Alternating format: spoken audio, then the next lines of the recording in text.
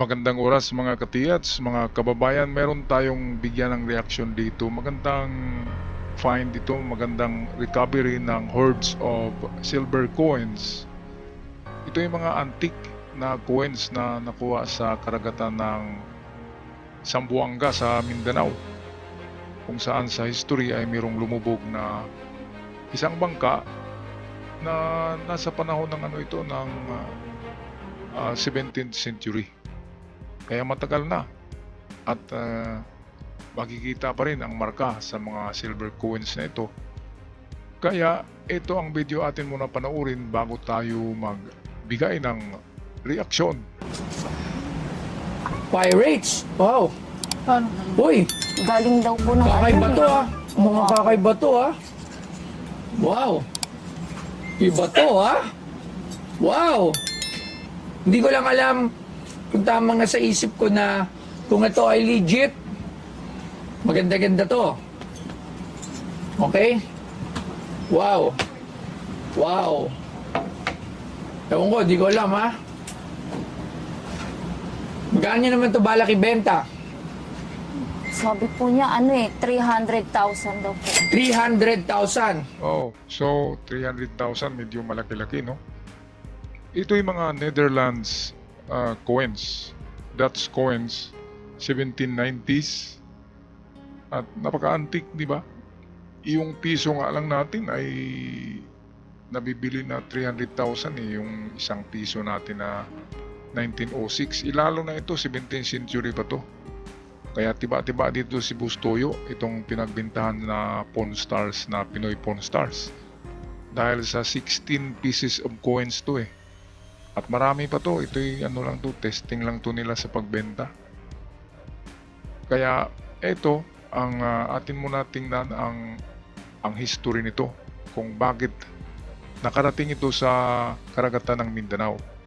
Mula 1602 sa ilalim ng United East India Company, bukod sa maraming uri ng VOC duit, ang iba pang pangunahing pag-unlad ng 18th century na coinage ng Indies ay naganap mula 1786, nang ang mga kapangyarihan ng Europa ay nagsimulang maglabas ng kolonyal na salaping pilak sa mas malaking dami. Sa wakas ay nakakatugon sa lokal na pangangailangan. Ang mga petsa ay mula 1786 hanggang 1791. Ang Dutch Ducaton ay nagkakahalaga ng 80 stuiver. Ang iba't ibang Dutch, Spanish at Asian na barya ay opisyal at karaniwang ginagamit. Matapos ang pagbagsak ng VOC sa pagtatapos ng ika-9 siglo, ang kontrol sa mga isla ay ibinalik sa pamahalaang Dutch na naglabas ng pilak na Netherlands Indies Gilder at fractional na pilak at tansong mga barya hanggang sa kalayaan ng Indonesia noong 1945. Alright, so ito yung history kung bakit nakarating ang Netherlands coins or Dutch coins na yon sa karagatan ng Mindanao. Marami daw yan eh. Isang barko daw ang lumubog. Of course, pangnegosyong barko, merchant ship. Kaya merong pera na dala, di ba? At wala pa gaanong papel na pera noon. Ang mga pera noon ay talagang gawa sa pilak, sa silver, at minsan gawa sa gold. Kaya ito ang kwento, kasi magtaka tayo, bakit nakarating sa Pilipinas ang Dutch coins? Yun pala, ang Indonesia noon ay hawak ng European, hawak ng Netherlands, ang Indonesia. Kaya siyempre ang pambili nila noon ay pera ng Europa. Kaya nakarating diyan ang itong Dutch coins na 17th century pa.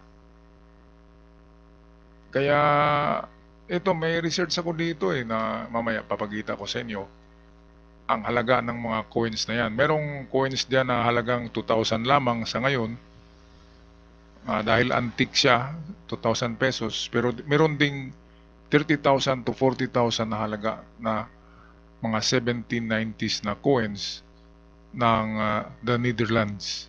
Mamaya atin na papakita yung mga sample. In the meantime, balik tayo kay Bustoyo. Isa sa mga coin expert natin, si Sir Arman Dimaranan, para tingnan to. Sir Arman, Sir, May dala ka ba? Tsaka si Sir Angelo na rin na isang coin collector. Tara, pasok kayo dito. Dito tayo sa kanto. Wala na silang ano. Wow. Oh. Ayun, ayun. Ewan ko nagulat ako sa pinakita ni ate. Parang, totoo ba to? Yeah, yung texture niya, probably recovered to sa ano. Meron ba kayong ano? Sa dagat. Pasilip? Meron. Pasantin natin. So this is, ano to? Something ba to? Is this something? Oh yes, oo. Oo. Marami ko din ito eh. Yung mga golden coins na to. Eh, hindi naman to gold eh. Gold ba to? Golden. It's a Netherland coins. Ano tawag na? Netherland. Golden Netherland. coins. Yes. Netherland coins. Ano, matanda na talaga? Oo. Wow. Recovered to sa ilalim ng dagat. Wow. Yung Tama po. texture niya. Tama po. Tama po. Sunken treasure. Ayan. Wow. Kapir. Mukhang maganda-ganda to, ha? Pero mo kanya, pero muna ko niya titingnan ko nga rin. Mas excited ako sa Nilalamig yung kamay ko. Nilalamig ang Hindi kamay ba mo. sa aircon yata? Magkano mo 300,000? Bibiling ko na sa'yo ng 3,000 pesos! Ay. Hindi, joke lang. Ito ang ano lang dito, maraming nag-comment na medyo barat daw si Bustuyo sa pagbili nitong mga coins. Napaka-antique. Samantala, pag artista daw ang magbenta, kahit t-shirt lang ay bibilhin ng mahal.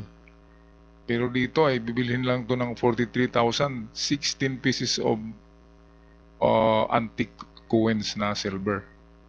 Kaya dito, tiba-tiba si Bustoyo dito, lalo na merong ano diyan, coins na hindi mumurahin, malaki ang value at highly collectible. Kaya ito ang maganda sa pawn star na ito, sa mga pawn shop na kagaya nito, na ginaya sa American Pawn Stars. Kasi malaki talaga ang ano, kapag nakachamba na highly collectible ang coins at rare ito ay talagang mahal. So itong collection dito, yung merong 16 pieces diyan, sa estimate ko lang ay aabot yan ng 100,000 sa tingin ko lang. Kaya merong ano diyan, si Bustoyo, merong profit. Alright, balik tayo sa kanilang pinag-usapan dito. Magkano daw to? Magkano daw? Secret, hindi pwede sabihin. Nakuha ng mga badyaw na kaibigan. Mga badyaw. Opo. Actually, that's na... Anong ano to? Anong coins to? Stories eh. Meron kami mga nakuha nito sa Zamboanga din. Ah, doon. Oo. So, Totoo yun? Marami Totoo talaga. yun? hindi nasunog yung ano. kundi Lumubog. O, lumubog. Lumubog Nasunog doon. daw po. Bakit nagkasira-sira? 1700. 1700s? Ganun. 1700s to? Oo. Totoo? Ito isa may date, 1794. Seryoso? Tingnan ko. Hindi nga. That's Hindi ko 1700. naman tinignan yung petsa. Hindi ko makita.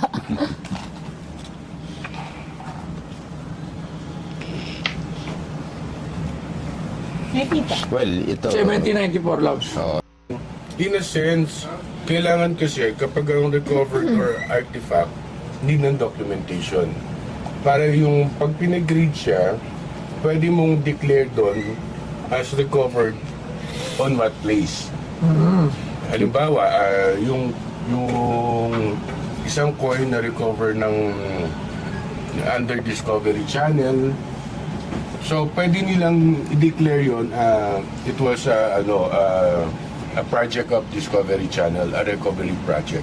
Ito kasi hindi mo masabi eh, wala siyang documentation eh. Although, alam kong galing to ng Mindanao. Kasi nakakuha ako dito. So, marami na rin nagbenta nito.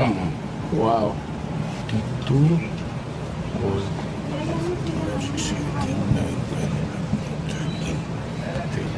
Ayan mga katiyat, so habang nagbibilang si itong isang expert ay mag-react muna tayo dito. At meron akong subscriber noon dito sa Surigao Sun Channel na taga Cebu na nakahukay ng mga antique coins na katulad nito. Pero yun naman ay mga Spanish coins.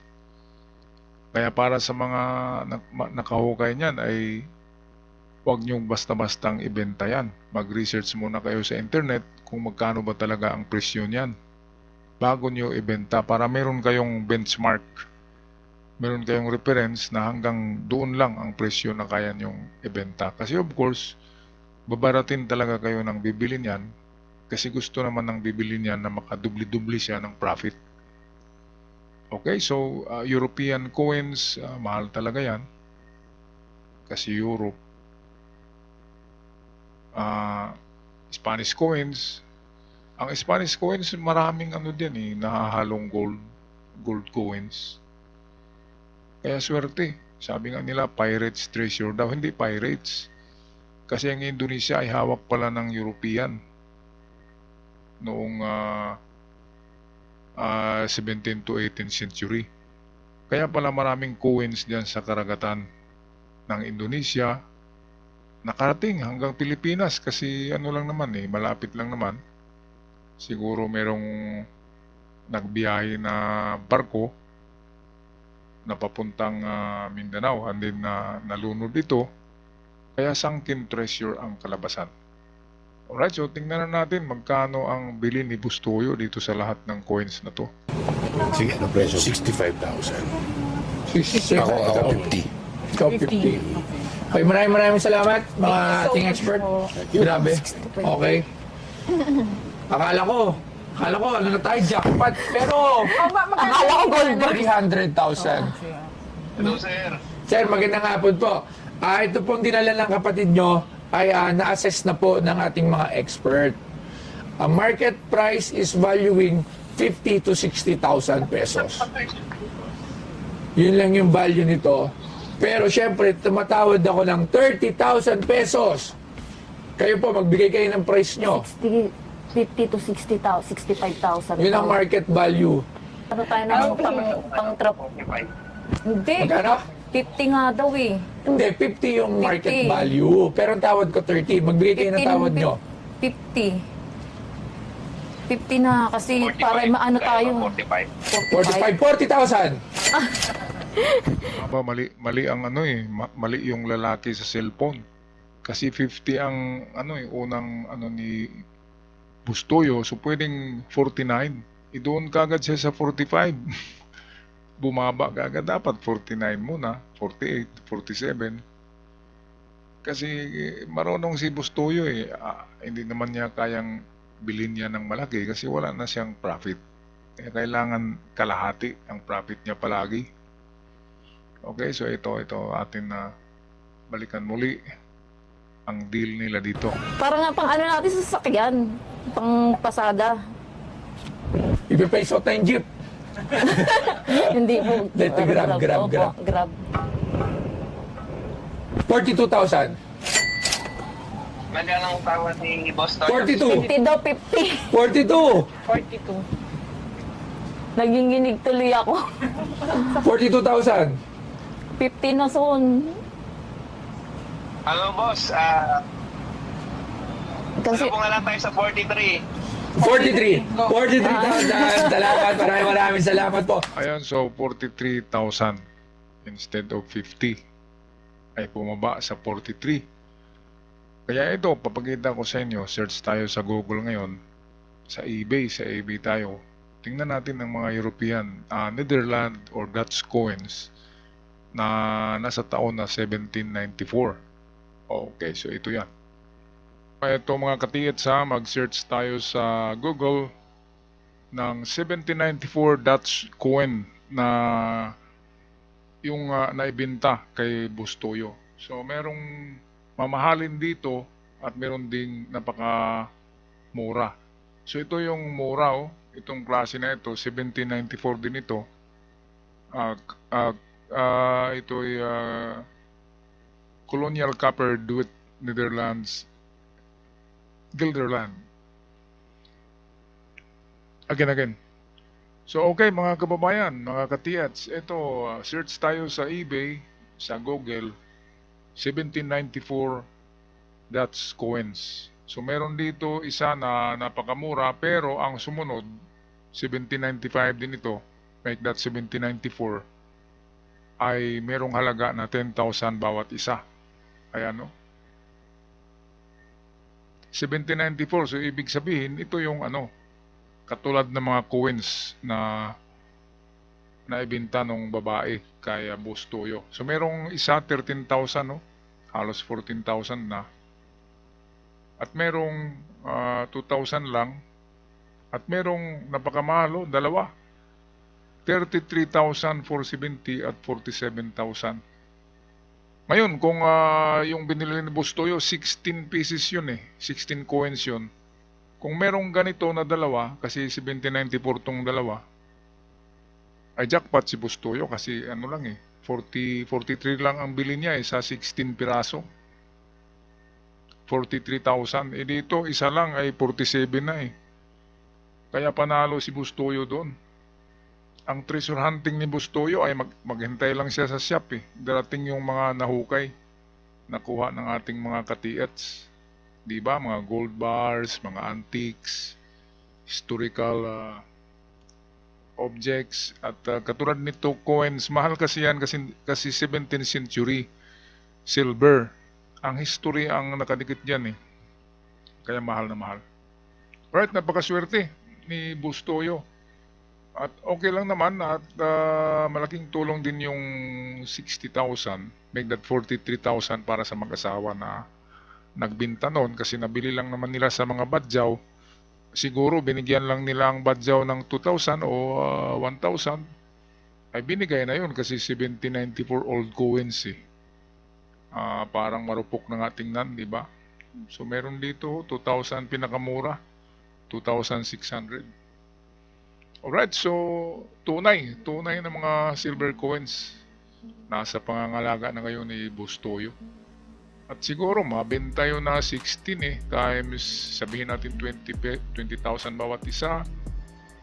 So triple ang ano doon, profit ni Bustoyo. Ayan, so maraming ang nagsabi na medyo nabarat ni Bustoyo, pero ganun talaga yan. Kapag negosyante ka, hindi pwedeng wala kang ano, di ba, profit. Kaya si Bustoyo ay inborn na negosyante yan. Marunong magdala. Kaya sa mga katiyats natin na nakahukay ng ganyan, mga copper at silver coins, lalo na kapag European ito, ay mahal ang mga yan. Dito makikita nyo eh, dito sa kanina sa eBay isang online shopping, di ba? Makikita natin na mayroong 30,000, 40,000 per coin, no? Sa bawat coins lang. At ang pinakamura ay 2,000 pesos. Okay, so hanggang dito na lang mga kababayan, mga kapatid. Ako'y magpapasalamat sa lahat at sa mga bago pa lamang sa ating channel ay huwag kalimutan mag-subscribe para palagi tayong updated at malaking tulong sa aming mga content creator. Hanggang sa muli, paalam.